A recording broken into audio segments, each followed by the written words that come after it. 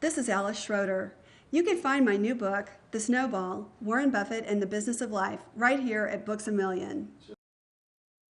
When it came time to choose a title for the book, The Snowball was the only title that was right because it came from one of Warren's favorite sayings, which epitomizes him and his life and the way he's lived it. And that is that life is like a snowball and all you need is wet snow and a really long hill. And that's not just talking about money. It's talking about relationships. It's talking about how you plan your life.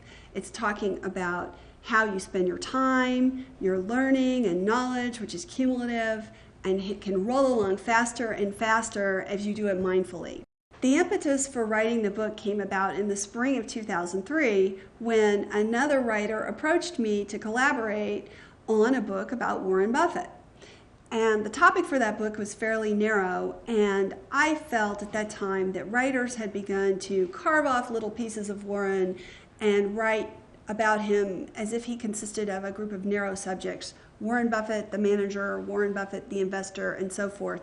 But I saw him more as a comprehensive whole. In thinking through this book idea, it suddenly struck me, that's not the right book. The right book is, and the idea for The Snowball just sprang into my head, almost fully formed. I wanted to see a book about Warren Buffett that told a comprehensive life story of him that explained why is he the unusual person that he is. Why is he someone who is so rich yet doesn't really care about spending money for its own sake? Why did he grow up in this very right-wing Republican family and yet become a liberal Democrat? Why is he someone who believes that rich people should pay taxes? Why is he someone who is so grandfatherly in his persona and yet clearly has this tough, steely business side? There were all of these little paradoxes about him. And he was also somebody who had a life that was clearly worth emulating in many ways because of his successes, both in business and personally. He had so many friends. He had obviously created a very successful life for himself. I wanted to see the book that explained all that. So I suggested this book to him, and he asked me who should write it. And I said, you should. And he reminded me what he had told me several times before, that he was never going to write a book. He asked me again, who should write this book? And I told him that I realized that nobody but me would ever write this because no one but me would ever have this very comprehensive idea, most likely. And he said immediately, if you write it, I'll cooperate with you.